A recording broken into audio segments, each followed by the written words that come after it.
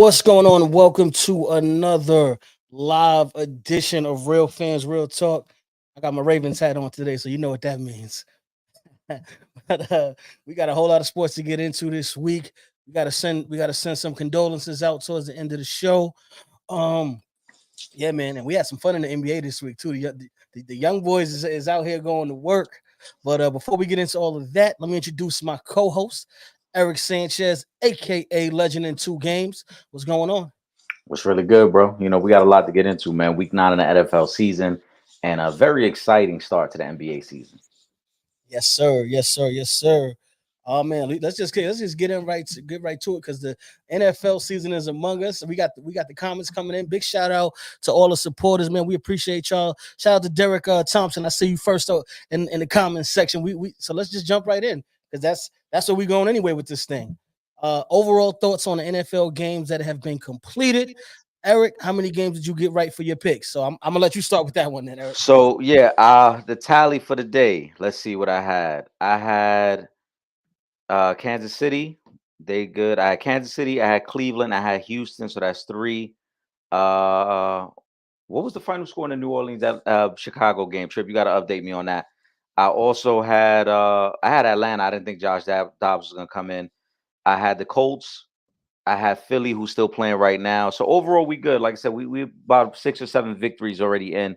The biggest loss of the day for me, obviously, I thought Seattle was going to keep it more competitive with the Ravens, which they did not. But other than that, I think every other game, the Josh Dobbs game threw me because I had Atlanta, which they did not. I had New England to cover, which they did not. But other than that, I was pretty good the rest of the day. So, like I said, we already got about 7 wins on the board before we get to the Sunday night game and before we get to the end of this Philly game, which right now they're covering the 3 points that I thought they would. Yes, sir. Yes, sir. And the Saints took that game 27 to hold on. I just had it up here. I think in that game, 17. There you go. 24 20, 17. yeah. So in that game, I had that as well because I had the Saints to win, but I had the Bears to cover because the Saints were favored by 8 points. So I had that one as well. Like I said, so the main ones I missed on today were the Atlanta game because I did not expect Josh Dobbs to come off the bench and save the Vikings. He just got there a couple days ago. And I had New England. Bill Belichick historically has a great record against young quarterbacks. So I thought the Patriots would have shown up today, but just too many mistakes, and they end up losing that game to the Commanders. So those were the two biggest misses. And Seattle. Seattle was the biggest miss. My fault. Yeah, I thought the wait, did you pick Seattle to win that game or just to No, I or had to, Seattle to cover. Yeah, I had Seattle to cover. When we talked about it on Friday, we all agreed we had Baltimore to win, but it was a 6 point spread. I thought Seattle would keep it competitive, which that game got out of hand very, very quickly for them. And listen, shout out to the Ravens. We talking overall thoughts. I think the narrative this week on a lot of sports shows will be that the Ravens should be the favorite to come out of the AFC. Now I know that the Sunday night game is going to have a big impact on how the media portrays this week, this upcoming news cycle. Because if Cincinnati looks very good against Buffalo, everybody's going to talk about how great Cincinnati has looked the last couple of weeks. Obviously beating San Fran last week, but the Ravens, when you look at those dominant performances they've had at home, dominating against Detroit, dominating against Seattle. Um, the hiccups they've had have been more about their own mistakes, not just they weren't ready to play. Because against the Colts, I thought the Ravens just had too many mistakes. They shot themselves in the foot too many times. Mhm. Obviously, they beat the Bengals earlier this year, so the overall theme tomorrow could be that the Ravens are the best team in the AFC. I'm gonna be honest with you. You know, a couple of miscues. The Ravens could have been undefeated on the season. Like that's Absolutely. how good they play. You and I both were at that Colts game. That game came down to the wire. Same thing with that Steelers game. They were in a position to win both of those games. They just couldn't close out in the fourth quarters. So they could be undefeated right now. But I got to give props to the Ravens defense because now they're starting to remind me of who the Ravens are supposed to be on the defensive side of the football. We've always had players here and there, scattered around on the offense, but it's been our defense that has been the face of the Baltimore Ravens since probably like 2000. And I think we're finally getting back to that. Big shout out to Roquan Smith. Big shout out to Kyle Van Noy. He had a heck of a game today.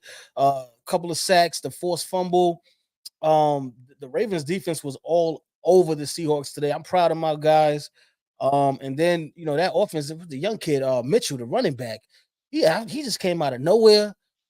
Unfortunately, I think we saw the last of J.K. Dobbins Yeah, in the JK. Ravens uniform, because if we can get the Gus Bus going, and then you got Mitchell, following suit right behind him, and they can run the football the way they did today with Lamar Jackson. I like J.K. Dobbins, but you injury prone, brother, and ain't nobody gonna pay you the money you probably gonna want going into this next season, because his contract is up. He's up for a new contract, so you're gonna get a job somewhere, but it most likely ain't gonna be with the Ravens unless you're taking a crazy pay cut. But yeah, big win for the Ravens against a good team. That Bengals uh Bills game is gonna dictate a lot of what's spoken about in the media this week. I agree with you on that. I am glad though that the Ravens beat the Bengals already in Cincinnati. So I think that's actually going to be a big coming down the stretch. That's going to be a big game for the Ravens. The fact that they got that win already, and now when they play them again, they're going to be at home. But yeah, all around, the Ravens did a great job today. Mark Andrews was Mark Andrews. The Yeah. running game was very very well. Odell, you got to hold on to the football, man. Yeah, but Like, even still, this was his best game as a Raven. yeah, Um, he's yeah, getting better every game. The last 3 games, he's been getting better each game. So I'm happy about that. We look good, man. We all looking good, and what I'm saying, we should be, if not 1A, 1B, we should be still looking like the favorites right now. The Chiefs did a heck of a job this morning holding on to that game out in Germany. So obviously you can't, those are the champs. They got the best player in the NFL. You know what I'm saying? Dude, you might want to argue Travis Kelce might be the second best offensive player. Who knows? You know what I mean? So you can't count those guys out just yet. So I'm not mad if somebody still has the Chiefs as the favorite, because I still have the Chiefs as the favorite, just because they've been doing it consistently, and I gotta get my guys gotta continue to do what they've been doing. They got a rough stretch coming up these next 3 games with the Browns, and then obviously they got the Bengals and then the Chargers right after that. So let's see how the Ravens are looking after these next 3 games. And then I can, I'll put the stamp on them. I'm just happy that we moving and grooving the way we've been moving. well, yeah. I mean, I was going to say that too. The Browns game um, is something to watch because the Browns defense is very good. They pitched a shutout today. Granted, it was against Arizona, but that Browns defense is really, really good, and so that'll be a good test for the Ravens. W- to me, the one thing that Better concerns me team the than they most. were when they played earlier. Say that again. The Browns are a better team than they were when the Ravens beat them 28 to. Yes. Yeah, they're a better team. And I also think that, and then after that, you got the Bengals game. But for me, watching the Chiefs today, the issue's still the same. The Chiefs just don't have a receiver they can really trust. They jumped out 21-0 and then didn't score again in that second half of that game. You know, granted, it's the Germany game. It's always a little odd. Those games never quite seem to go the way we think they're gonna go. But Tua still has not beat a winning team, a team with a winning record, I should say. The Chiefs didn't look strong. Travis Kelce did not have a big game. And honestly, if they play today, I think the Ravens match up really well with the Chiefs just because of the way they're playing defense right now. But to your point, the next 2 weeks we're gonna learn a lot more about the Ravens. Ravens is 7-2. Do I think they can beat both the Browns and the Bengals? Yes. If they come out of that with just a split and just win one of those 2 games, I think that's a success. If they're 8-3 at the end of these next 2 weeks, because that Bengals game is going to be tougher than people maybe realize, not only because it's the Bengals, but also it's a short week. That's a Thursday night game as well. Yes. So if they come out of that 1-1 and they're 8-3 atop their division and possibly atop the AFC, I think that's a perfect spot if you're the Ravens, and you got to feel very good about how the stretch of the season is going to go for you. Yeah, the good thing is they've beaten both of those teams already, which is Hmm. going to be their competition for the division. So at least it balances out with the tiebreaker. So even if they lose to one of them, they'll still be in good shape. So you just got to do your thing the rest of the way. But yeah, going to the Dolphins, y'all got to do better, man. They're 0-3 against teams that are above 500 this season. And this was your chance again. You got another chance for a statement game against a team that is going to be there, that you are going to have to see in the playoffs. And I'm gonna tell you who I blame right now, Eric. I blame Tyreek Hill because you was talking all that smack before the game and you did not come to play. And on top of that, not only did you not come to play, you had a fumble that led to a touchdown by the by the Kansas City Chiefs. You can't talk that ish and then not back it up like that. And they had y'all on the reps. I know the Dolphins have a really good offense, so I'm not surprised that they were able to keep it competitive. Especially they were double teaming Travis Kelce a lot. So that's why he didn't have as good of a game as we normally see from him. Especially if the receivers are not going to do anything to help out it, and then you're doubling and tripling Travis Kelce. It's going to be harder on that offense. But the Dolphins y'all got to show improvement. Y'all have got to do better. Um, I can't even blame injuries because even though O'Shane is out, Mostard still been doing his thing. You know what I mean? The whole way, and then the receivers are doing well. I got to see what's going on with Jalen Waddle. I don't know if because he did get hurt in the game, so hopefully it's not nothing too crazy. Would No, I'm saying he's been dealing with a back injury for a few weeks now, so Okay, he has been hit or miss. yeah. So we got to see what's going on with him. Hopefully he can rest up and get healthy. But yeah, you guys have to show improve because every time this season that you have played a legitimate opponent, y'all lost. The Eagles wiped the floor with y'all. Y'all over in Germany. I know it's a 9:30 game. I was pissed off this morning too. You saw my tweet this morning. Got me up at 9 o'clock for this defensive game that y'all want to play. I was expecting the guns to be blazing, the shootout. You know what I'm saying? I thought I took the over on this game and all that. I was ready for this one. But Miami, they came out the gate way too slow, and they just they couldn't pull it off in the end. Shout out to the Kansas City Chiefs defense. We've been talking about that defense this entire season. And again, thank you to Tyreek Hill because it was the Tyreek Hill trade that allowed them to get younger and get a Mhm. lot of guys on the defensive side of the football. And it has been paying off game after game this season. Yeah, Kansas City just far more balanced at this point. They can win these type of games. These are games that they could not win 2 years ago. Mhm. Um, I also think it speaks to the championship mentality of Kansas City because the report came out that when the schedule was made, obviously Kansas City knew they were going to have to go to Europe for one game. They chose this game specifically just so that Tyreek wouldn't have to deal with the backlash of going back to Kansas City. So they did Tyreek a favor and was like, yeah, we don't want, we're not going to, put you out there where the fans could boo you or give you a hard time. So we'll go to Germany and then we still slowed you down and beat you guys. So, the champs are going to be the champs, but they got some things on offense they got to correct and they got to get more steady offensively. Again, they had 21 points on the board in the first half. They didn't score again the rest of the game. That's not really Kansas City style. Yeah. I, I'm still upset they didn't make a move and try to bring in a wide receiver, man. Yeah. Yeah, it would have been nice for them to go get a receiver for Mahomes. Because I'm gonna tell you right now, when we get into the playoffs, and you possibly have to play a Ravens defense, and you got Roquan Smith and Patrick Queen, and they got fast, strong linebackers that if you double in Kelsey and the receivers ain't giving you nothing, it's gonna be a long night. So I know that they can still do it because I'm always believing Patrick Mahomes and Travis Yeah. Kelce and their abilities. I think any Sunday the Kansas City Chiefs can beat any team in football, but they can also lose, as we Yeah. saw last week when they lost to the Denver Broncos, a horrible team. You know what I mean? So you don't want it to be one of them games where the receivers ain't giving you nothing and they doubling Kelsey, so he can't do what he does.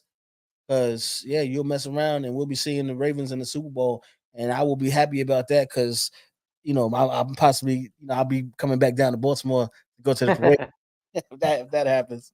But let's talk about them Texas boys, man. Shout out to Kyrie Thompson, Holy Ish, CJ Stroud. That was unbelievable. who is going to start the CJ Stroud NFL discourse on Monday. It definitely won't be me because he had a great game today, and I got him in fantasy football, so I'm definitely happy about that. But I don't know if he's not going to be throwing for 4 touchdowns every week like this, like that. So I don't know about the MVP talk. He hasn't done enough to this point in the season to put him in the conversation for MVP. Now, if he has a couple of more games like this in a row, we might be able to add him into the conversation. But right now, he's not there just yet. But kudos to him because he had an amazing game today. Yeah, I can't put him in the MVP convo again. We know the narrative that's around the MVP conversation. You got to have one of the better records in the league. Right now, they're 4-5. Mhm. It's a great story. I think that he is easily the offensive rookie of the year right now, without a doubt. I think that right now, D'Amico Ryans is going to be a legitimate coach of the year candidate for what he's doing with that team. Yep, and he's Um, yeah, and I think CJ Stroud has been amazing. I think the bigger narrative, and Trip, we talked about this a few weeks ago, is that CJ Stroud going to the Texans. There were talks he could have been the number one pick. We saw Carolina trade up to get Bryce Young. Bryce struggled today. He threw 2 pick sixes against the Colts today. And if you're the Panthers, you traded away that number one pick to the Bears. And you're looking at a situation where the guy who went number two is playing far better than your rookie quarterback, and you gave up that draft capital to go get him. I think that's a bigger narrative that most people are not talking about. Because if the Panthers end up having the worst record in the league and don't have their own pick, and we already know that Bryce Young already is lacking weapons. And when you look at what CJ Stroud is doing, that's going to become the ultimate what if conversation, I think, down the road, because CJ Stroud looks like a legitimate multiple time Pro Bowl quarterback moving forward, and a guy who will be in some MVP conversations moving forward. Right now, offensive rookie of the year, without a doubt, he is looking phenomenal, man. yeah, 470 yards, excuse me, and 5 touchdowns. 5 touchdowns, I don't including put respect on his name. right, including the game winning drive, which he has done multiple times this year already. He's already had 3 either game winning or giving his team the lead drives this season. Yes. So it's phenomenal what this young man has been doing. And I think he's only got 1 interception on a year, which is even crazy to think about a rookie who is not turning the ball over at all. Yes. And also the reason that you can't throw him in the MVP conversation just yet, because as much as 470 yards and 5 touchdowns is a damn near perfect, godly stat sheet. It was against the Tampa Bay Buccaneers, and they've been horrible. I think they lost. This is like their 4th straight loss or something like that. You know what I'm saying? So it's great because again, you can only play who's in front of you. But Yeah. if we talking about MVP, that's a different level. You got to put those performances up when you're playing against the big dogs. That's how you get into the MVP conversation. He hasn't done that yet. But offensive rookie of the year is definitely in the cards for this young man. Let me throw Drunks comment up. CJ Stroud broke the Ohio State QB curse, and I was a faithful Ohio State QB. Yeah, man, you got to find a new job because this kid is looking legit. Shout out to the receivers too. Noah Brown, Dalton Schultz had a good game. Nico Collins, Tank Dell had 2 touchdowns, so he's getting some help. And shout out to to the coaching, man, because you know how we feel about that, man. When the brothers is in there, they don't really be getting them jobs like that. So I'm happy for him that he's got a franchise quarterback in CJ Stroud, and they look good. Obviously, they still got a ways to go. They pieces away. They had some bad GM situations going on a couple of years back that kind of jammed them up and got them to this point, but I think that them having CJ Stroud is going to be a big boost for the Texans moving forward. Let me throw Drunks out the comment. How about D'Amico Ryans too? Yep, he down there cooking something nasty. Absolutely, you are absolutely right, sir. Big shout out to him. Eric, you said it. He's Yeah, gonna I be on think the short list for coach of the year if they can continue at this pace. I think yeah, if they get to 7 wins, you gotta have the conversation about him specifically being coach of the year, because this is a team that doesn't have much talent. Granted, they drafted very high, bringing in Will Anderson, bringing in CJ Stroud. But the turnaround that they're having and how well this team has played, I mean, they've been competitive, I think, in all but 2 games. I think there's only 2 games you can really point to this year where you can say, all right, they didn't look too good there. But other than that, with the rookie quarterback and to play as well as they've played, this is a lot to do with D'Amico Ryans and what he's been able to do with that team. Exactly. So listen, man. Shout out to the young boys. This Eagles Cowboys game is I know. I apologize if I'm distracted. I'm watching. I have it here on the side as well. Like the yes. Cowboys have missed some opportunities to score in this game. They got the ball. They got the ball though. They got 46 seconds left. So we shall see. And they only down by 5. You Ooh, got to they get got into the end zone.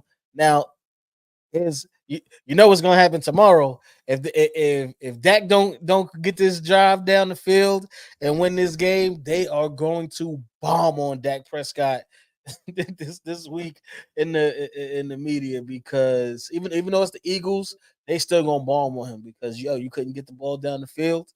So what are we talking about here, Dak? You gotta definitely do better. Um, Shout out to my Giants because we playing for Caleb Williams. So big shout out to my Giants. Happy about that. We on a down slide, trying to get that number 1 pick. Listen, I happened one of the conversations we had Friday night when we were picking that game because I was like, I don't even know who's playing quarterback. If y'all were gonna go with Tommy DeVito, Daniel if, Jones got injured again. no, right. I looked over midway through the third quarter. Daniel Jones had 25 yards passing. I listen. You got it. If you're the Giants, just draft a quarterback. Go get Let's Caleb let Williams. Keep losing. either if you don't take Caleb Williams, because obviously he's probably gonna go top 2. If you don't get a chance to get Caleb Williams, you got the kid May out of North Carolina. You got Shador. Both those guys are gonna be top probably 8 picks. Yeah. Just get a quarterback. Just cut out the nonsense. Stop playing games with the position already. Go get a quarterback, please. Is Shador definitely going? Because I know Dion don't want him to go. Dion may not want him to go, and I know this is a hot topic for a lot of people. But if you're Dion, you got to be honest. When you're hot, you got to go. And Shador is hot still right now. Yeah. Shador in Mel Kiper's recent mock draft, he still has Shador going. I think he had him going 8th or 9th. So he had him. Yeah, he had him definitely top 10. So I know Shador is making a lot of money through NIL. I know Shador money has never been an issue because Dion had money, so Shador grew up good. Shador's got his own money right now. But if the goal is to make it to the NFL, you got to go when you're hot. You can't play around with these things and think like, oh, I'll just come back and give it another run because then who's to say you don't get injured? Who's to say your draft stock doesn't drop? If the goal is to make it to the league, just get to the league, bro, and take advantage of why you're hot right now and why you're going to probably be a top 10 pick. Yeah, absolutely. Really quick, then we're gonna switch over to basketball because let me just make sure this is not a football comment. Oh, let me throw Drunk's comment up here. This is a football comment. I've been trying to tell you. Shout out to Drunk. He made another show. Back to back. He back on the streak. He on his shit again. What? I've been trying to tell y'all Daniel Jones was doggish forever, but y'all would say he doesn't have. Well, he don't have wide receivers, but he's been horrible this season, and it's time for somebody new. Shador 3rd round QB. Let's be honest. Now Shiloh, he's risen up. The boys, he might be one of them. Shiloh is really good as well. That's the other thing with Shador is he ready to make that jump right now? I'm not sure. I feel like another year might do him justice playing in at that level and on a collegiate level. I think another year might be good for him. But if he wants to go, and he is going to be a 1st-round draft pick, then by all means, definitely go ahead and do that. Really quick before we transition out of football, Eric, let me get And your Sunday night and your Monday night football picks. I like Cincinnati tonight. I think Cincinnati's just rolling, and I think Buffalo's been a little inconsistent recently. And then the Monday night pick, I got the Chargers. I think the Chargers are gonna handle the Jets. So I think the Chargers are starting to get it together a little bit as well. So I got the Chargers on Monday night. I got the Bengals tonight. Yeah, I'm taking the Bengals tonight. They're hot, and Josh Allen, his shoulder's a little bit banged up right now too. I was reading that earlier today, so I think he's. I don't know if we're gonna see the A-list Josh Allen, or we gonna get to like the C around that C average Josh Allen. So I'm taking the Bengals tonight, but tomorrow I don't know, man. I feel some saying the Jets, man. I don't know. I don't know why I'm getting that feeling, but something is telling me What in a is Dak surprise. doing here? What is Dak doing right now? We bro. See what I'm saying? He's starting that talk. Listen, Dak, his clock management late in these close games is is just crazy. Like his lack of awareness, his lack of just understanding of like right now they have no timeouts. You can't take a sack in the red zone. Bro. I, I don't even know what to say. They got down to the red zone with Listen, 30 seconds left. There was more than enough time to run three, maybe even four plays. Instead, he gets sacked. And instead, they're only going to get two plays off. One of them he just threw out, he basically just threw out the back of the end zone, to basically save a play because if not, they were going to run out of time completely. yeah, I don't know what to say about that, Yeah. Prescott. Oh, really quick too before we jump over to the NBA. Big shout out to a time when the Giants were good. My main man Antonio Pierce taking over the head And coaching job of what the is the Raiders. Big shout out to him for that. I'm happy for him. Um, I'm and sorry. I'm sorry. I know, I'm I sorry, know. Trip. I Zach, just Zach, I listen, man. I just don't understand what the hell is going on. I'm not a Dallas Cowboy fan. If I was a Dallas Cowboy fan, you tight. you're gonna see the memes tomorrow. Somebody's breaking their TV tonight. You Yeah, get inside the 20-yard line with 30 seconds left. Dak gets sacked, then throws the next pass out the back of the end zone. Then you get a delay of game. How do you get a delay of game? bro. Now you're first and goal from the 28-yard line. That, And I then don't, he throws the CD Lamb at the 3-yard line. He obviously well short to end the game. Eh, yeah, If you're the oh my God, if you're the Cowboys, Jesus Christ. I don't even know what to say to that. But Jesus Christ. you know what? I'm actually happy about that. Let You the have to be because thing out. The Cowboys are gonna be the Cowboys. Yeah, and then I could hear Skip Bayless copping all sorts of pleas tomorrow morning after this game. So shout out to them, man. Hey, and Damar Hamlin. Definitely wanted to mention this. Big shout out to Damar Hamlin. He has started a Cincinnati Hero Scholarship. There's gonna be 10 scholarships that he's naming after the 10 people that helped him out last year at that game that saved his life to got him to the hospital.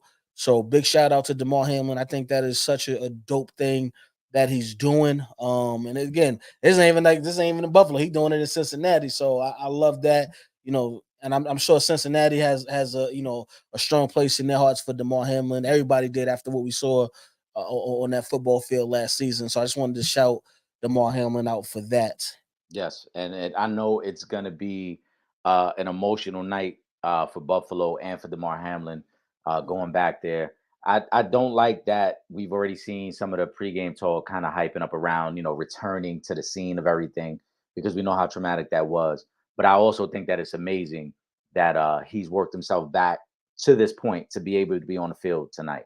Yes. So that is going to be one of the highlights of the game, seeing him out there. All right, let's get to this NBA talk. The talk of New York, Wimby, Wimbyana. D man, what's going on, my brother? Fellas, what's your thoughts on the epic performance by Victor Wimbyana versus the Suns, who they beat back-to-back games? If he stays healthy, gets stronger, and stays hungry, could be a generational player. Yes, I agree. Based off of what I've seen, and again, I know we like to wait and give us time before we start critiquing players, but that's usually when they're doing bad. When we try to give them time to come into the league and get acclimated. In this situation, Wimby is doing it all. He is playing defense. He is rebounding. He is shooting the three. He is getting to the basket. He's dunking on cats. He's fishing a little bit. Wimby is looking like one of them ones if he stays healthy, because that's going to be a big if because of his height, his stature. I think he does need to put on a little bit of muscle, and I think he will because he's a young kid. as he gets a little bit older, I think he'll we'll see like maybe not necessarily a Giannis transition because Giannis got crazy brolic from when he was his first couple of years in the league. But we saw I would say more of a Kevin Garnett size transition where he had the slim frame when he came into the league and then he got he bulked up a little bit. So I would say that, but big wins. And when we talked about CJ Stroud and him putting up 470 yards and 5 touchdowns today against the Bucks, we talking about Wemby going at it with Kevin Durant, who was another generational talent, one of the greatest to ever play this game, and going toe to toe and getting that W twice. Shout out to Greg Popovich. Greg Popovich is the luckiest damn coach in the history of basketball. Because there's no way you're supposed to go from having David Robinson to Tim Duncan to Wembanyama. He deserves it. Shout out to Greg Pop because he hold it down for the bros. You know what I'm saying? So he deserves that. Yeah, I saw there was somebody put in the comment section that Wembanyama just gave Pop more years on his on his basketball life. Yes. Wemby has been as advertised. When a lot of times people say don't believe the hype, no, believe the hype. The kid is the truth. He is everything they told us he would be. I think he has looked phenomenal. Now, don't get me wrong, I still expect him to have peaks and valleys just like any other NBA rookie. He's gonna have some moments where he's gonna struggle offensively. He's gonna have some moments, his welcome to the NBA moments, where he won't be as dominant as he has been. But so far, I think he's been amazing. The sky is the limit for this kid, and it's really just going to be about health. He's going to have to find a way to add on the muscle and to stay healthy long term. But in terms of talent, there is no denying what we're watching. We're watching a guy who is going to transcend the game. He's going to do things in the NBA that we have never seen. And he's already started to do some of them things. Some of these spots that he's taken off from where he's dunking from, some of these plays that he's already making, some of these shots that he's already blocking, like we're going to tell this is an NBA 2K created play out there that's running around. That's what it really looks like. Yes. He's one of the ones. Yeah, pause drunk. I know what you was trying to say, drunk, but it's still pause that comment. Yeah, he's a lot taller and his arms stretch, longer than the other Pause. arms. Just you I was try to trying to figure out. yeah. But we know what we know what you meant, drunk. We definitely know what you meant, my I brother. tried to help you out, drunk. Let me see. Let me throw this one up here too. Women is an actual problem. We need a discussion about how foreign centers are the only centers that's worth. Wow, that's interesting. That is. I think that's a great take, but a lot of that has to do with the way now that we've started to coach basketball in this country. AAU has such a stronghold on youth development or lack of development. We've talked about this before, Trip, Mm-hmm. that now we're not teaching kids how to play the game the right way. We're just basically rolling the ball out, pause, and saying, "Hey, you're the best player. Go to work." And then, oh, you're the second best player. Let him get his opportunity. Whereas overseas, they're actually teaching the fundamentals of the game. That's why Joker's game is so complete because Joker learned the game the right way. That's why Wimby's game is so complete because he learned the game the right way. A lot of the young American ball players are not learning the game the right way. They're being taught through the AAU circuit. They're being taught through just playing with the best players in their neighborhood or in their county and not learning the actual game. Yeah. So, oh man, shout out to the Spurs, man. They got one. They are going to be able to build around Wimbyana. And yeah, Coach Pop got another 15 years coaching if he want, because they're gonna be a playoff team within 3 years. They're gonna be a legitimate playoff team as he continues to develop his game. Let me see what we got. You know what? I'm just gonna put this up because I want to start going down the comments list. Shout out to D'Angelo. The legend Bobby Knight passed away, one of the top 5 college coaches ever, 3 national titles, 902 career wins. What's his legacy overall? Coach K became the GOAT, learning from Knight. Yeah, I think Coach K is the GOAT, but Bobby Knight is definitely a legendary, excuse me, legendary coach in his own right. Um, Obviously, some of the negatives, the chair throwing and getting at the players and whatnot. But as far as just being a coach, he's definitely one of the greatest college basketball coaches. I mean, I thought he was entertaining myself. Um, he produced one of the greatest point guards of all time too, in Isaiah Mhm. Thomas too. So rest in peace and condolences to Bobby Knight. Absolutely, and we can't forget as well, Bobby Knight was the head coach of the last undefeated college team, which Zeke was a part of. Bobby Knight is on the Mount Rushmore of college coaches. Trip, you and I, we've started this already, where we don't want to compare against other eras because we know what Coach K has done is phenomenal, and we know what Dean Smith has done is phenomenal. But Bobby Knight is a one of one. You see it all the time. The clips, the way he coached, his impact on the game of basketball, not only at the University of Indiana but also with Team USA.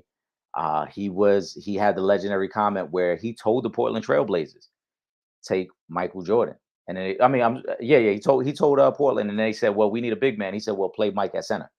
Um, only Bobby Knight can say that and be dead serious. So Mhm. Bobby Knight is phenomenal, and again, RIP and condolences to the family. Yeah. I'm just going. I know because we already talked about Wimby, but I'm gonna just throw Ron's comment up here. Wimby, I believe, has put more years on Greg Pop's career, and Hmm. think about it when he has the Spurs. Think about it. When has the Spurs been this hot in terms of national TV game sellouts on the road to see Wimby? Amazing, yes. And I think one thing I will add, with that comment, because as much as we both agree that Tim Duncan is the greatest power forward of all time, he damn sure wasn't the most exciting power forward of all time. Wimby is an exciting player to watch, and that's the difference. That excitement is what really sets you apart. When you're that good, and then you're also an exciting player. Like, that's why Tim Duncan isn't talked about the way he should be. And everybody gives him his props because I think for the most part he's recognized as the greatest power forward of all time.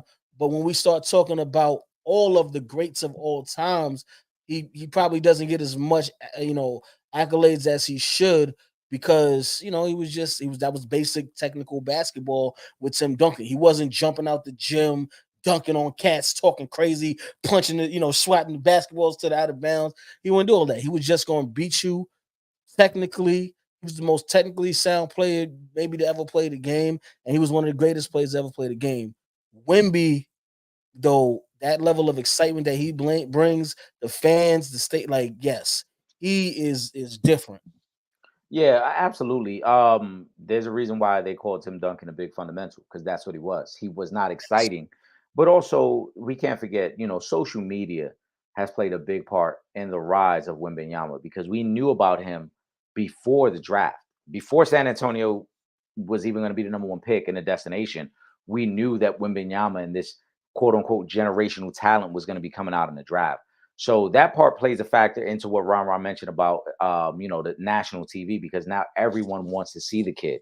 Um, so I think that Pop has been very fortunate in getting guys like Wembanyama, like Tim Duncan. I think Wembanyama still has big shoes to fill, because for as exciting as he is, we can't forget Tim Duncan won 5 NBA Yes, finals absolutely. there, right? Tim Couple of Duncan, right? Like you said, Tim Duncan, I know in my eyes, and you said it as well, is the greatest power forward we've ever seen. Mhm. Tim Duncan was the model of consistency in the NBA.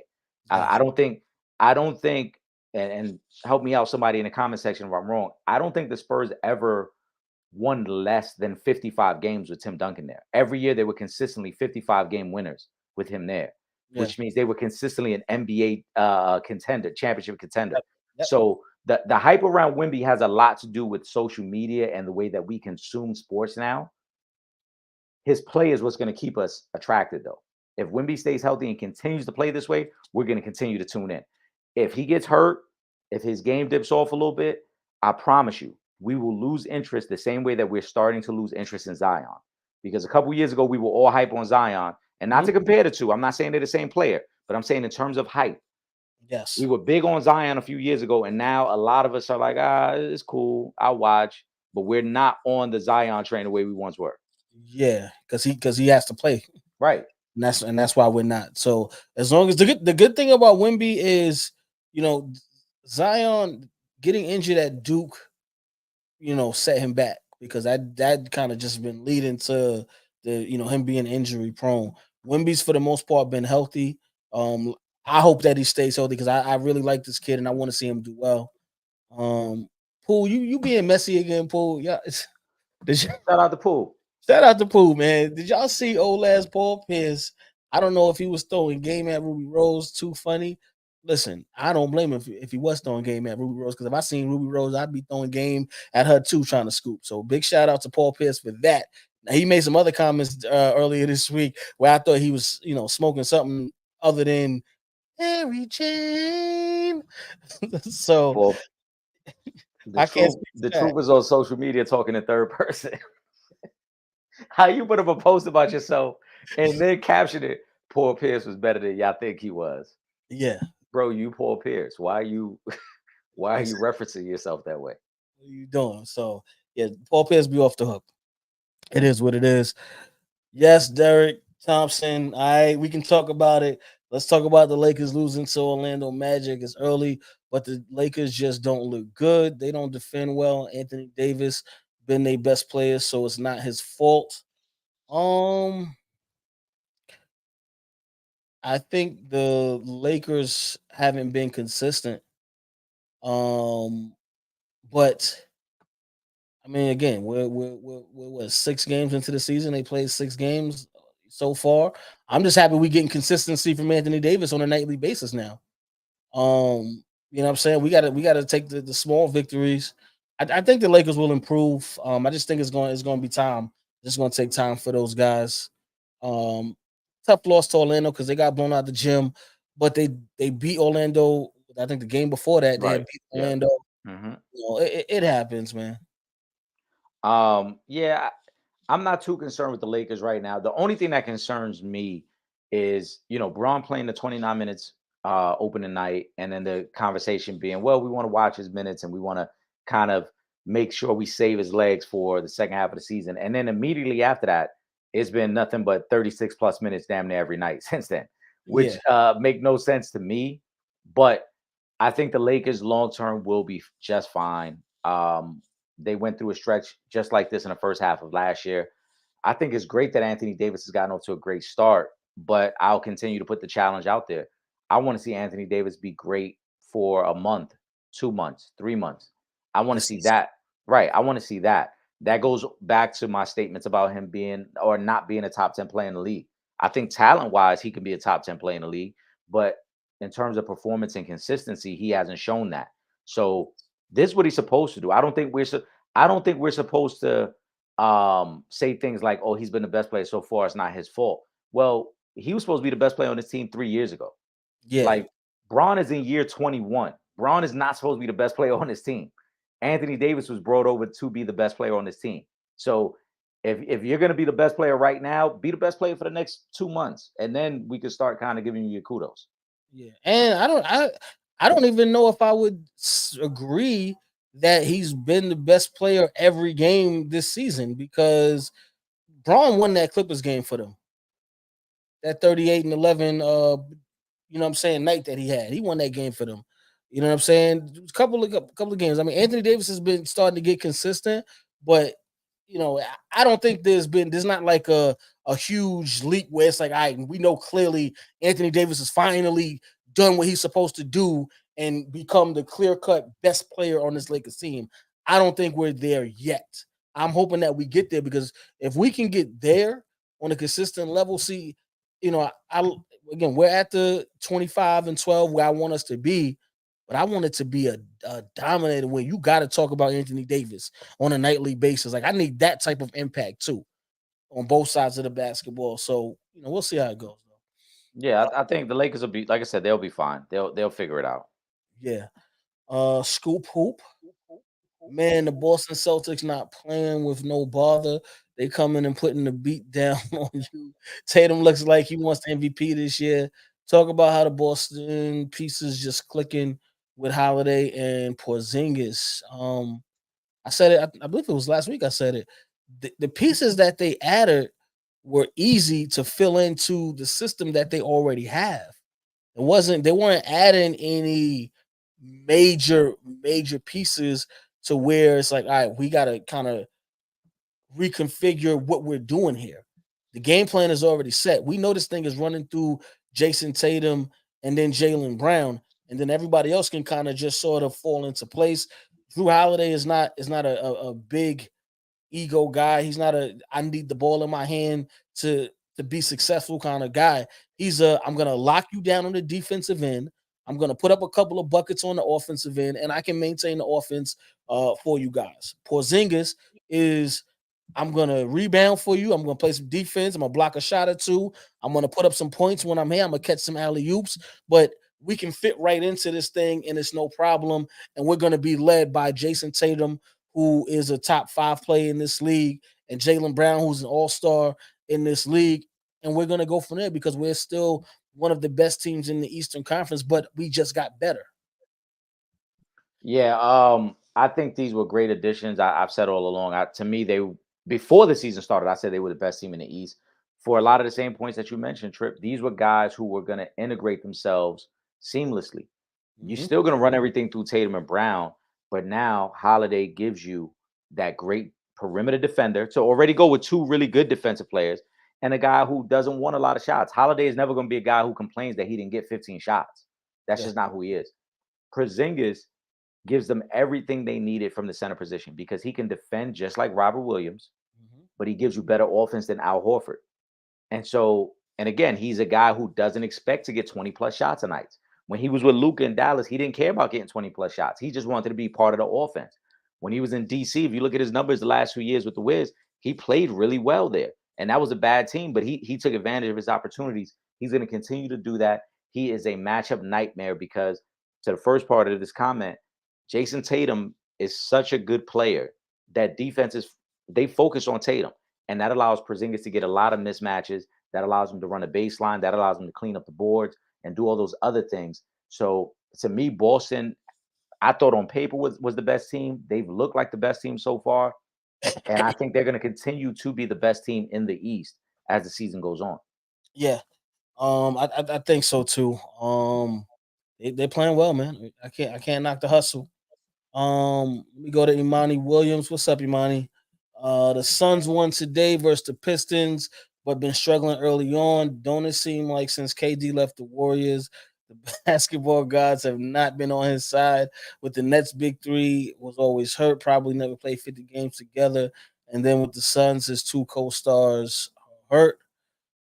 I mean, yeah. Listen, it's part of the game. Um, Bradley Beal ain't even sniffed the court. Devin Booker has been in and out of this thing. Y'all and the Suns better hope and pray that Kevin Durant can stay healthy since he's the only one out there doing all the work. Y'all better hope that he stays healthy because if Kevin Durant get hurt, it's going to be a long season for y'all. So I think as long as the guys can come back and stay on the court, the Suns will be okay. I think they're a team where they just need to be in the playoffs for them to be able to, make moves. But just like everybody else, they got to be healthy.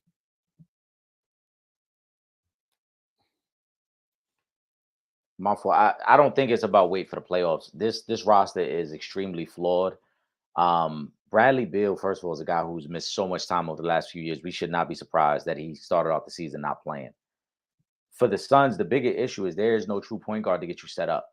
And it's great to say, oh, as they play together, they'll develop rapport and they'll figure things out.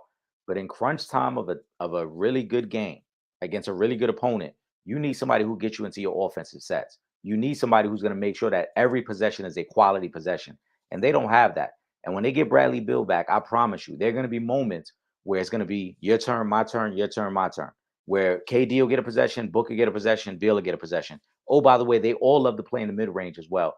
This team is flawed. Regular season, they're going to win a lot of games against teams that they should beat. Come playoff time, to me, their ceiling is a second round exit because they just don't have enough to compete with Denver, with Golden State. And I think they will struggle against some other teams as well, but specifically those two teams. Yeah. They got some ways to go. I mean, we spoke about them. Obviously, where was the defense coming from? First and foremost, we spoke about that. There's no depth there. We spoke about that, and there's no floor general. There's nobody to run that offense. It's a bunch of really great ISO ball players, but none of them are floor generals. Yeah, Kevin Durant can bring the ball up the court. Devin Booker can bring the ball up the court, but they're ISO players. They're not gonna run the offense, have guys getting to where they need to be on the court. Mhm. That's why I was a little shocked when they let go of was it Cameron Payne. Cameron Payne? There you go, because Mhm. that was the only legitimate point guard that they had left. Obviously we know they got rid of Chris Paul, and I'm not mad at that, but you still had Cameron Payne there.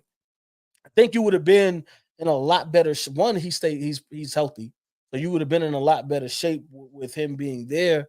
But now, yeah, they don't have any of that. And then when you add on the fact that the guys that are supposed to be there, because they're gonna win a lot of games just based off of their big three. We know that. But they ain't got no big three right now. They had a big two, then they had a big one. You know what I'm saying? They got one now, it's Kevin Durant, and that's it. There's nobody else out there to help Kevin Durant. I haven't even really seen Bo on the court too much. I don't know what's going on. Why they're not playing him? At least he could actually help you out a little bit. On the offensive side of the basketball and a little defense as well, because he can block some shots. But other than that, man, the Suns are going to be in trouble come playoff time. They may need to make a move. If not, I'm seeing a second round exit for this team. They're gonna struggle, man. And Amani, that last question you posed there, or last statement is true. With the Nets big three always hurt. Yeah, and it's the same thing now with the Suns. When you cannot build up that rapport with your teammates, you need these games to prepare you for the playoffs. You need these, no matter how people feel about the regular season, you need these reps with your teammates to know what you guys are comfortable with come playoff time. Right now, how can you even implement a true offense when Bill hasn't played, Booker didn't play today? So it's like KD's in, Book's out. Booker and KD play, Bill hasn't played. When Bill comes back, one of the big three is going to sit. A lot of these guys think that just because you have the star power, you're going to be fine come playoff time. It doesn't work that way. You got to get the reps in now to be prepared for playoffs. Yeah, I agree. So we'll see how this thing goes. Hopefully, Kevin Durant can hold down the fort. What's up, Hoop Baller Scoop? What's going on, man? CJ McCollum has a collapsed right lung. Oof, that's tough. That's tough. Oh my goodness. Yeah, that's a tough one. Shout out to CJ McCollum. I wish him a speedy recovery. And New Orleans was actually looking, pretty good to start the season. That's going to be a big loss because depending on how long this thing keeps him out for, damn. Man, Yeah, I just want to wish you a speedy recovery, CJ. I like CJ McCollum. You know what I'm saying? So I really want to see him on the court playing basketball. yeah. Oh boy! All right, let me go to Kyrie Thompson's comment. Thoughts on the Warriors' fast start this season? Steph Curry 35, playing like he's 25, and then they winning on the road early. Chris Paul fits them like a glove. He does fit the team very well. It's just he got to stop shooting all them damn threes though. He's out of pocket with these damn threes that he's shooting. There's no way. I get it. I feel maybe it's because when you on a team with the Splash Brothers, you just want to jack up 3-point shots. So maybe that's it. But It's Chris, contagious, Trip. you are not a shooter, brother. I'm sorry, man. His 3-point percentage got to be like 14% at this point. Yeah, he's struggling. He's struggling, but I think it'll be fine.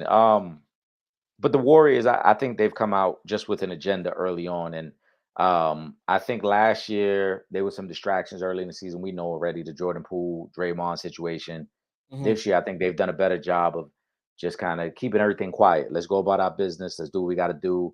I think Clay has looked really good to start this season as well. And Steve Kerr, I think, has done a phenomenal job of finding ways to integrate Chris Paul without taking away from anyone else. Yes. I agree. Yeah, I mean, listen, man, they're looking good. I can't. What we gonna say? They jumped out the gate smoking. Steph is looking incredible this season. Like he got some fresh legs. You know what I'm saying? Like, so I'm liking what I'm saying from Golden State. Let me throw up. Hold on. Let me throw up Denell Jackson. What's going on, man? Chris Paul, 54 assists and 6 turnovers. Jordan Poole, 16 assists, 15 turnovers. I mean, I didn't expect Jordan Poole to go to Washington and become a superstar. That was Kevin Garnett that thought that. And I love Kevin Right. Garnett, but that might have been a bad take on, on this one because he has not been looking good. And that's not to say he can't get better, but as of right now, it ain't looking good out there. Chris Paul, stop shooting threes. Stick to this stat line right here. That's what we need to see from Chris Paul. 54 assists to 6 turnovers. That's the CP3 that we've come to know and love. Yeah, doing his thing, man. Shout Yeah, out to some him on that. unfortunately in this sports media space, sometimes the hot takes be hot garbage. And I like KG as well, but to think Jordan Poole was gonna go over there and become a superstar, that was hot garbage. And he the numbers show that he's struggling. But the Wiz ain't a good team. They gonna let him just shoot as much as he want. You see that. Him and Kuzma literally, if you watch the highlights of the Wiz sometimes, Strip, him and Kuzma come down and they just take turns on who's gonna shoot. They not even running no offense. Is whoever gets the ball on the inbounds is gonna get their shot up. And that's it. That's how he rolls. That's what it is. I know what it was too. Shout out to Kevin Garnett. He's sitting up there with Paul Pierce, and he made that dumbass take. That's what it was. You know what I'm saying? You be around Paul Pierce, you start saying the dumbest stuff. So all right, man. Let's a little bit. We got a Knicks comment up here. Oh, hold on. Yeah, I'm gonna go to this one. D'Angelo. New York Knicks. When are the basketball gods going to help them in terms of lottery luck? A big star free agent coming because Brunson a good second option player, and Julius Randle is shooting 27% from the field.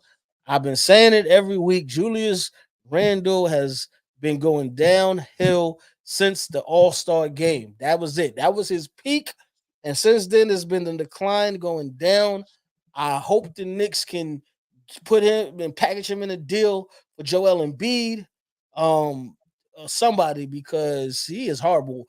I watched a clip the other day where I guess he got upset because Jalen Brunson had took the shot. Yeah, I He saw took the that. ball. Then and it was so crazy because I'm like, wow. So you really let that take you out of the game to the point where we got back down to the other end of the court, and you just let them get an easy bucket because you were so out of it just because you didn't get the shot. That's corny. That's not being a good teammate, and you need to get up out of here. It's time, man. He got to go. And I don't even like Mind you, mind you, Jalen Brunson dropped 41 that night just to keep the Knicks in the game against Milwaukee. exactly. So you can't be mad at Jalen Brunson for trying to create a play there. Julius Randle, I think, is on his way out. The writing has been on the wall. He's had some terrible playoff performances in his couple years with the Knicks. And as you mentioned, Joel Embiid or any other star that's available, Julius Randle is going to be packaged in that deal. I think he knows it. So, in terms of the basketball gods helping the Knicks, I mean, I've been praying for that for quite some time, D'Angelo. That's all I hope for. I wish we could get number one pick or a legit star to come to New York. Hopefully it does happen because I feel like what they've done and what they've built up recently is worthy of a guy of that caliber. This is the first time that I can remember where the Knicks have taken the patient route of getting some good talent on the team and building it up. Tibbs has taken the Knicks to the playoffs 2 of the 3 years he's been the head coach there. But Julius Randle, it's time for him to go. It's time to move on. It's time to go get another guy to play next to Brunson and RJ Barrett. Because Julius Randle is not a number one. That And is the he's not a problem. number. He's not a number two. You're right. He's not even a number two. If Julius Randle is your third best player, you might have something there. Now, Jalen Brunson, big shout out to Jalen Brunson. Legit, I would say he's a legit number two, but they need to go out and get somebody. And unfortunately, I doubt it's gonna happen in free agency. It hasn't been happening in free agency, so I doubt it's gonna happen. The lottery, the Knicks don't. One, it's a lottery, okay, and the Knicks aren't going to be bad enough to where they have a higher chance of even getting the number one overall pick in the draft or even a top 3 pick. So I don't know if that's going to happen, but if you can get a trade and you can bring in Beat over, um, you know what I'm saying? Like maybe we might be talking here, but it's time for Julius Randle to go. I Yeah, knew it was gonna be a problem when I seen them ugly ass sneakers that he was hooping, and I said that's not a New York state of mind right there, and it's time for him to go. Here's what it is. he. I believe he got a sneaker deal with Skechers, right? Isn't that sketches he's rocking? You know what? Let me go to the next comment, Eric. I don't even want to talk about. I think they sketches.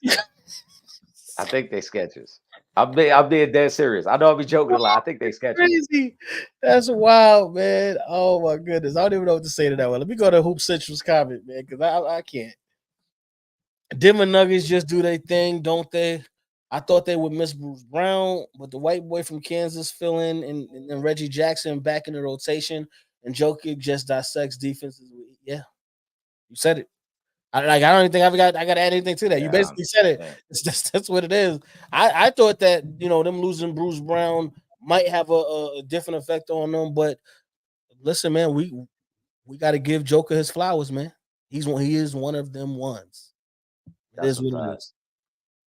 No, that's a fact. It ain't much to add to that. I mean, I still think Bruce Brown, was phenomenal for this team. But you're right, the contributions they're getting from everyone else kind of eliminates anything, or makes you think like they don't need Bruce Brown. So they've been phenomenal, and they look like the champs, and they look like the best team in the NBA. No disrespect to Boston.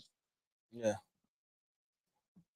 Hoopball Scoop says the Bucks they beat the Knicks the other day, but again early, but they look shaky. Having little is amazing, no doubt. Will take over games, but their defense suffer with Holiday gone. Yes, I do agree. And again, what I was saying with the Celtics earlier in the show, in which the players that they brought in this season, it was easy. They could just snap your fingers, fill in, and the Celtics could go. When you're talking about bringing in another superstar caliber player, things are going to change. It's going to take longer for them to get to their apex, because they do have to work some things out. You do lose a lot on the defensive end of the court with Drew Holiday being there. Ultimately, I think they'll get it together, but they may have to make a move for a perimeter defender. Obviously, we know Giannis and Brook Lopez got the paint area on Smash. That's not the problem. They are going to need a perimeter defender at some point. They may have to make a move on that. But again, this is a huge insert with bringing Damian Lillard over. That changes their roster completely. So it is going to take time for them to get to the point where we're like, oh, this is what we expected when they made that trade for Damian Lillard.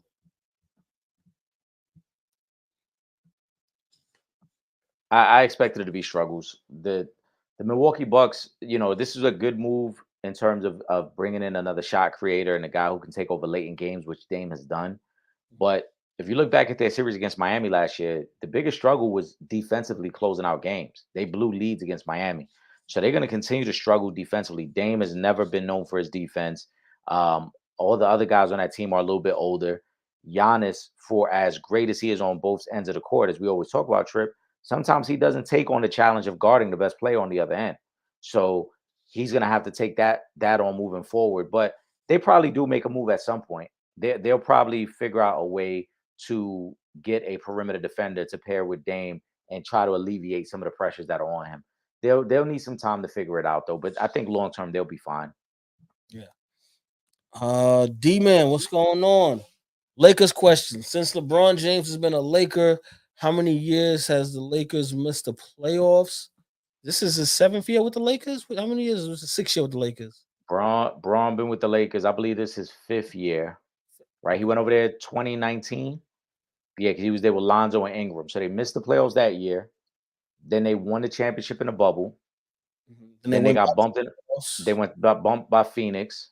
Mhm. Then they missed the playoffs the year after that. I think he's missed the playoffs, I want to say three times with the Lakers. So this because this is his fifth year. They went This is 6 year. I think they missed the playoffs it's three, 3-3, 3-3. something like that. Yeah. So, but I like I said, I know he missed the first year when they won the bubble, and then the next year they made the playoffs and they got bumped by Phoenix early, and then they missed the playoffs after that. Yeah, So he's missed at least two. I want to say two, maybe three times that they've missed the playoffs. yeah. All right, let me go to Scoop Hoop. What's your thoughts on Banchero from the Magic? I'm so impressed with homie, big, strong, and versatile. Blue Devils right there, man. Yeah, that's my guy. I'm happy for him. Rookie of the year last year. Orlando's, looking good to start the season off. He's been a big part of that. So yeah, I like him. You talking about young Melo, the new Carmelo of the league? Paulo, yeah, I think his game resembles a lot of what Melo had when Melo was young. But Paulo's the truth. His game is complete, and the magic of building something with him and Wagner over there. So they got some good young pieces. And Paulo has been amazing, man. I thought he was amazing last year, and he continues to grow his game this year. I think playing with Team USA helped him out a lot too. Yeah, facts. So we got going on here. Let me just pull up. Who was this I just saw? I'm gonna go to Derek Thompson real quick. We're gonna jump to a little bit of college basketball. Shout out to Derek Thompson. Memphis Tigers player DeAndre Williams denied extra year of eligibility. This dude is 27 years old. Shaking my head. Why would you want to be in school with kids? He is 27. Think about that. Because he want to dominate. That's why. Why else would you be as a grown man and you playing with 18 and 19-year-olds? Because you know most of these kids are trying to be what it done.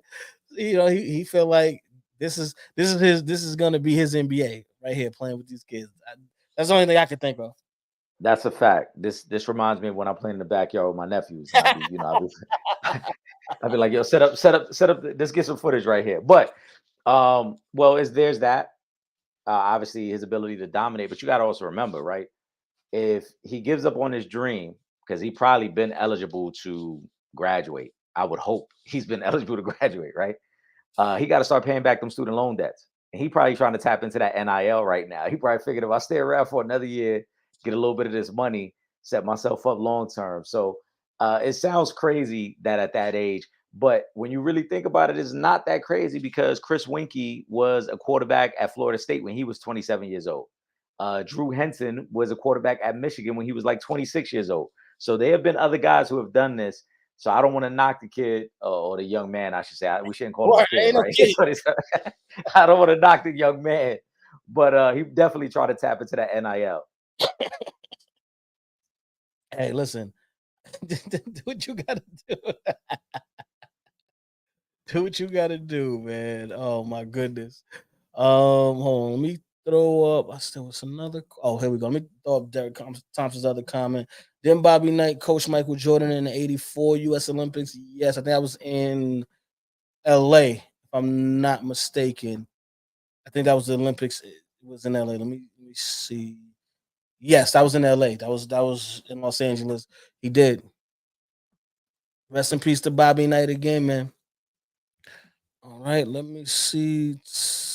Nah, you bugging, drunk. Come on, bro. I'm gonna put this comment up here, but drunk, you must be on your fifth cup by now with this comment.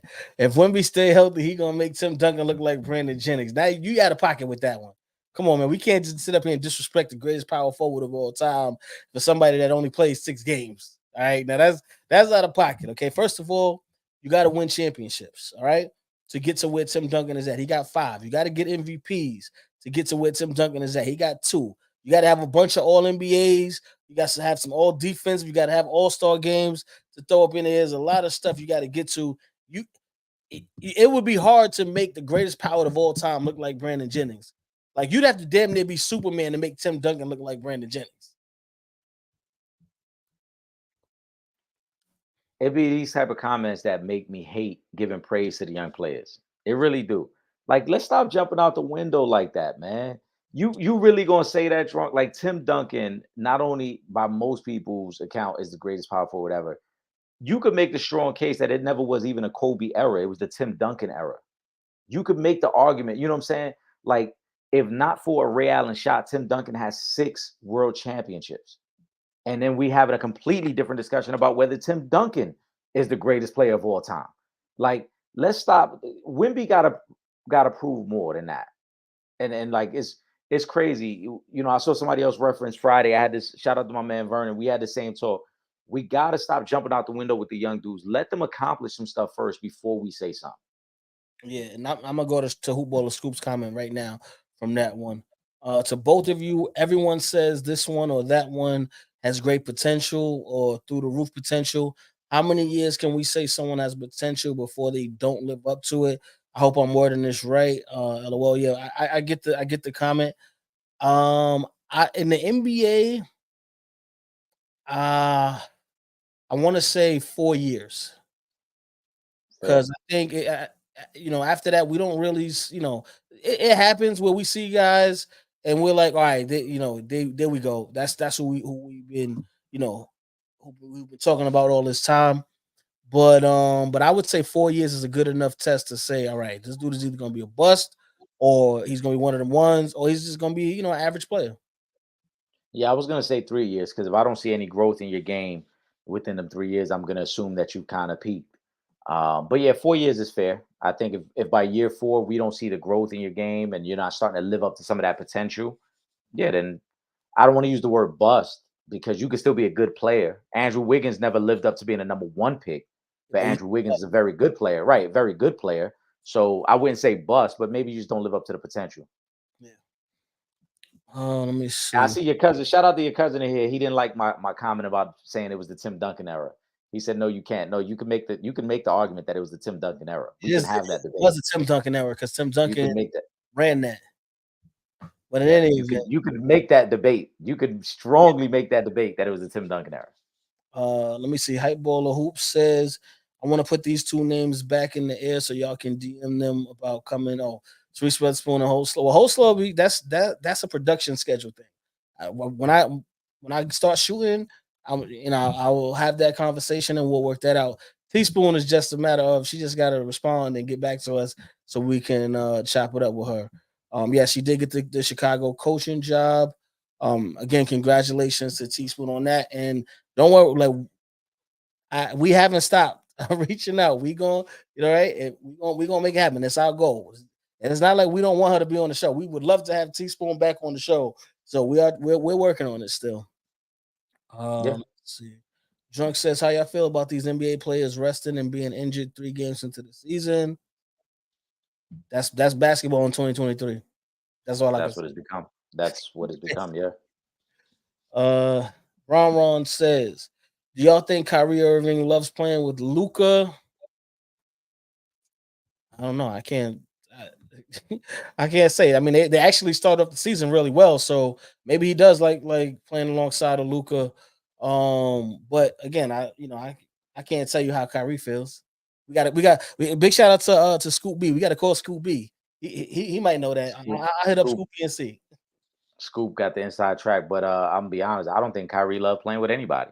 That's just what the history has shown us. I'm just saying, Trip. He didn't love playing with Braun. He didn't love playing with Tatum and Brown.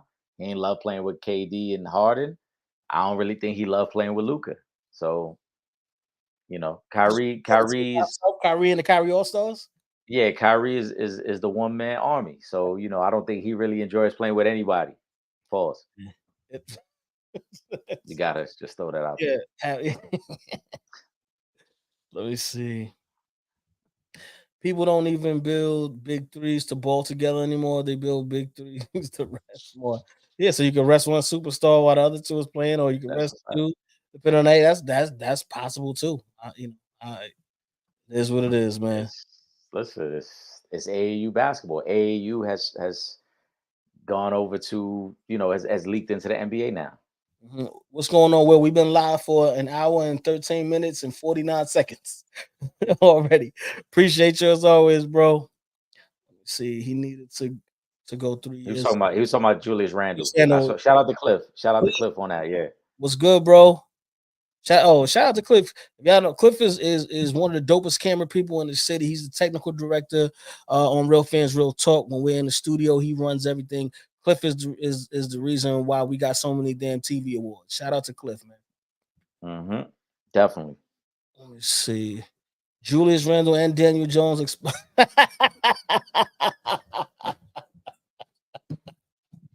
He ain't Yes, lying though. I He agree. not lying. I agree. Listen, I told you already. We are playing for Caleb Williams right now. Okay, I agree with you 1,000%. Okay. Hoop baller Scoop says, Trip, what's your thoughts on the James Harden to the Clippers? Ty Lue might have some more gray hairs. They got too many players that need the ball. This Harden start. Terrence Management is declined now. I'm excited to see this, this wild soap opera. I'm excited to see this wild soap opera as well because I don't know what is going to happen. Um, James Harden is supposed to make his debut actually tomorrow versus the Knicks. So we'll see, how it goes, what they what they do, but they have to be on the court together first so we can really get an idea of what's going to work and what's not going to work. Eric, you did mention a week ago if any coach could get the job done, it is Ty Lue. Yeah. But again, we really just don't know. It's not gonna work. Let's just be honest.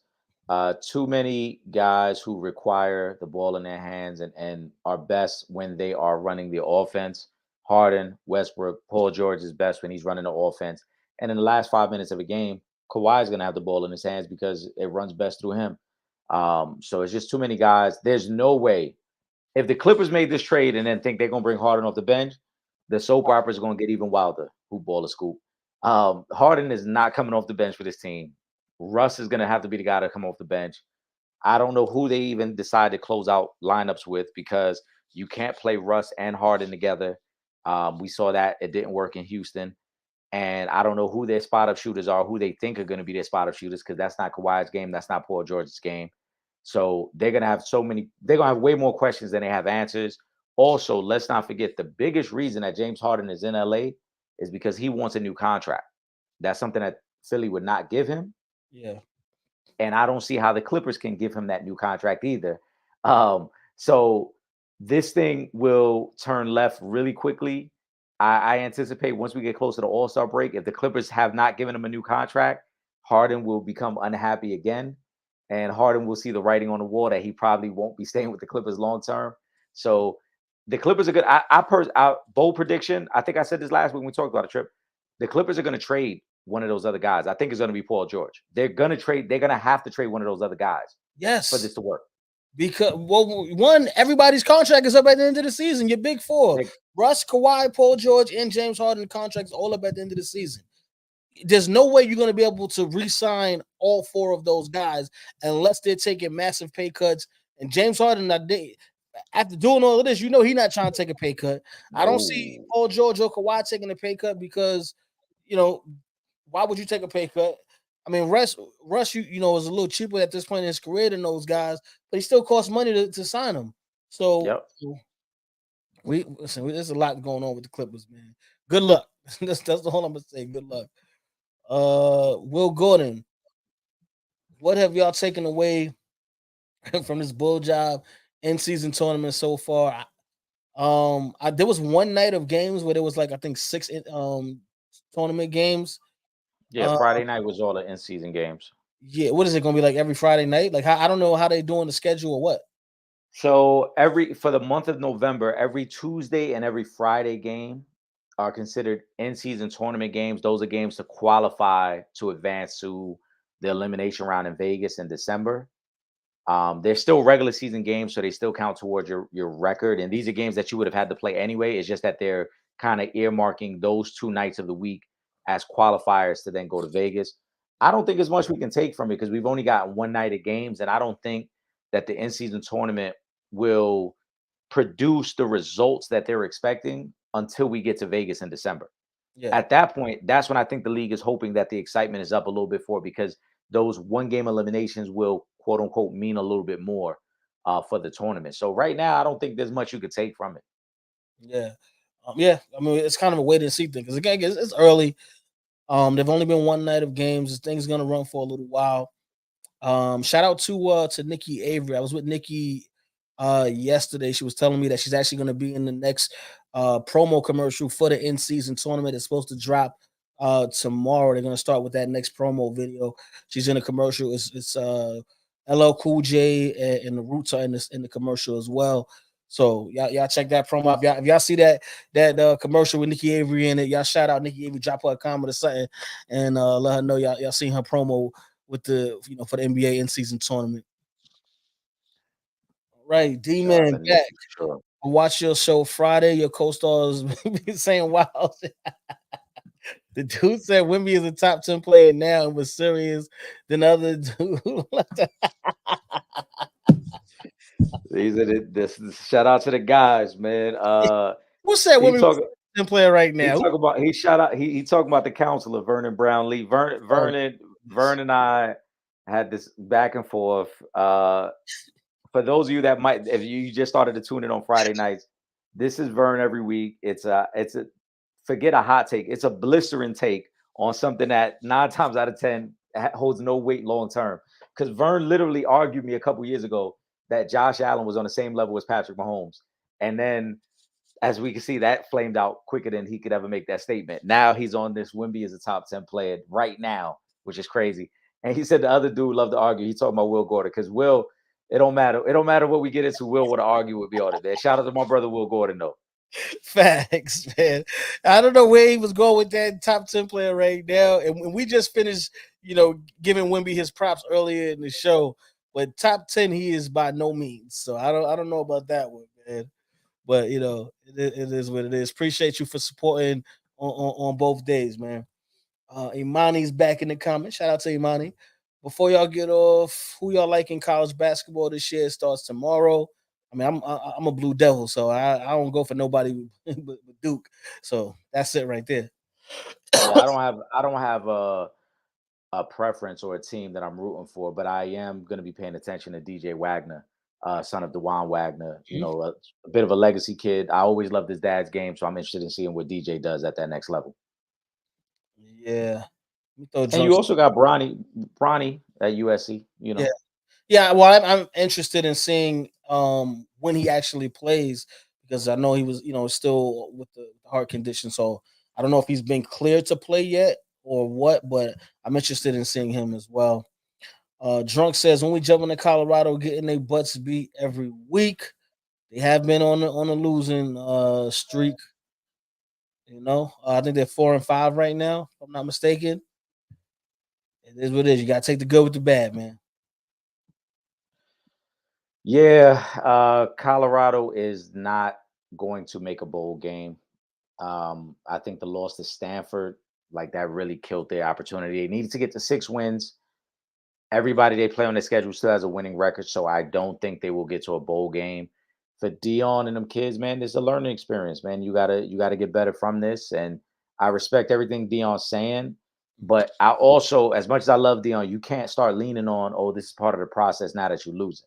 Because when you were winning, you was talking big ish, and you made it seem like you were ahead of schedule and nobody believed in you. And now that you're losing, it's like, oh, well, this part of the process. Well, then you should have said, you should have stated that from the beginning. Because in the beginning, you know what I'm saying, you wasn't saying it's part of the process. So Yeah. I think long term, I know we believe in Dion, and long term they're gonna be fine. But right now, they gotta take their lumps. That it is what it is. Let me throw my cousin's comment up here before he have a hissy fit. That's cool and all, but before y'all sign off, please acknowledge the best team in football right now. We did already earlier in the show. We said it was between We the started with Chiefs that. and the Ravens. So I think that's what we. That's not who he's talking about. That's what we. Oh, That's that's not who what he's we talking about. talking about. Well, That's not who he's talking about. You is know it? who he's talking about. There's a difference between the best team, and who has the best record right now. That's two different things. So we acknowledge the teams that we felt were the favorites, and that was the Chiefs and the Baltimore Ravens. So I don't even know who you talking about, young man. He's talking about that team from Philadelphia that just won again today. They're 8-1. Obviously, the only blemish on their record was that really bad loss they had against the Jets. The offense hasn't been as explosive, but it doesn't matter. They find a way to keep winning, man. So shout out to the Eagles. I think without a doubt they're the best team in the NFC. I think we talked about that last week too, Yeah, Trip. you They said they that. You said they were the best yeah, team. they're the best team. They're the best team in the NFC. I think the Ravens are playing the best ball right now, though. Yeah. Let me go to Drunk's comments because he drunk on his bullish again. Say Kyrie is the new Rondo. Am I wilding? Yes, you are. You are wild. Yes. You know, I don't think Rondo has ever averaged more than 16 points a game. If I'm not, I don't think he's ever averaged more than that in a season. So he's Kyrie is still one of the best players on the planet. No matter where he's ranked on the ESPN list, he's one of the best players on the planet. Kyrie, skill set wise, is one of the most talented guys to ever play basketball. We can never deny that, no matter how you feel about the off court stuff. Yeah. Talent wise, he's one of the most talented guys ever. But to put him in the conversation with Rondo, I think is unfair because it has been highly documented that Rondo is one of the smartest basketball players ever. And Rondo, in terms of being a contributor to multiple championship teams, the history shows that as well. Where Rondo has done at different places, elevating different teammates. Kyrie's never elevated guys the way Rondo has. So I think it's a wild statement to compare them to. Yeah, let me throw Cliff's comment up there. Shout out to Cliff. Shout out to y'all. Go Birds. Yeah, I'll give you that because Cliff is respectful. So that's why I throw Cliff's Shout out comment. to Cliff, man. Yeah. You know what I'm saying? Oh man. All right, let me see. I don't know who you said. Say he's gonna get a new contract from the Shanghai Sharks. Who you talking about? Who's gonna get a new contract from the Shanghai Sharks? I think he was talking about Harden. That would be the Oh, if he go to I don't know. Is that where Dwight plays? Because him and Dwight was teammates at one time. So maybe they might want a reunion. I don't know if he want a reunion with Dwight, but all right. Dwight got some issues going on right now. Paul George is the only Clipper that's actually worth keeping. Yes, but that's why he's the Clipper that would be traded first because he has the highest trade value out of everybody's there. Obviously, you can't trade Harden. You just gave up everything you gave for him. Yeah. Nobody's taking Russ, and you know you're gonna need Kawhi. You're gonna need somebody there to help this thing out. So Paul George has the best trade value. That's just that's what it is. I I could be wrong. Let me know in the comments. I think Kawhi has a no trade though. That I would I have to. could be wrong. I think when he negotiated the extension, he has a no trade in there. But if I'm wrong, let me know for sure. I think that's what it is though. Yo, Sean gets Nikki being in the commercial is the most interesting. I've been in the tournament since they announced it. Hey, that's a Drunk, good reason to watch it. Just to see Nikki in the commercial. drunk just tuning in for the commercial. He don't even know what's going on with. He don't even know what's going on in the end season. He like, but Nikki in this commercial, I'm watching. Word. Shout out to Nikki, man.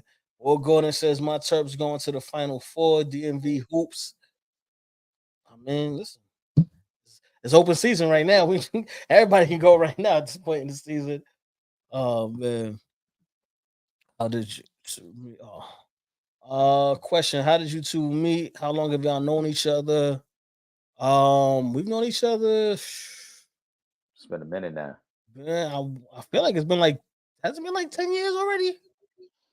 Not quite. I think it's like around 8 years. Okay.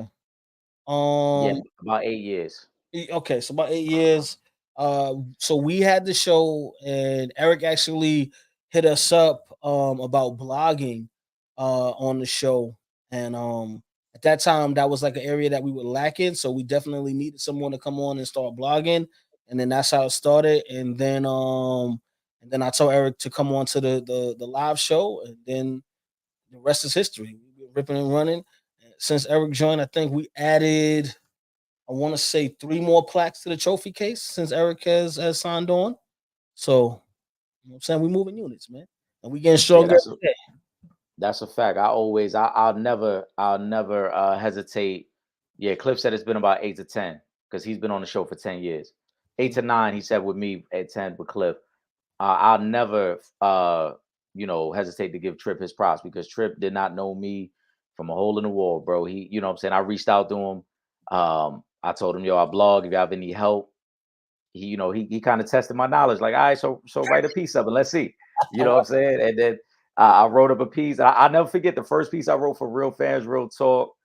Was a Kawhi Leonard piece when he at the time, and this is he was still in San Antonio, and then the first joint that hit the website was my baseball piece about how baseball was lacking in marketing their young stars. It's a clip that I always put up as well because that was the first time I was actually on the show, and then from there we've been ripping and running, man. But like I said, Trip, to speak to the caliber of person that Trip is, he did not know me. He didn't have to share his platform with me. He didn't have to give me the opportunity, but he did. And he's never hesitated or try to stop me from being myself. He's always allowed me like, yo, go ahead, do your thing, bro. We've had heated debates on air, you know what I'm saying? We got, but at the same time when the camera stop is always love, bro. So I greatly appreciate Trip for what he's done for me. Yo, thank you, bro. Drunk is fools. you know Drunk, we gonna have to coordinate with Drunk and get him on the show, man, because I think he fits our energy, bro.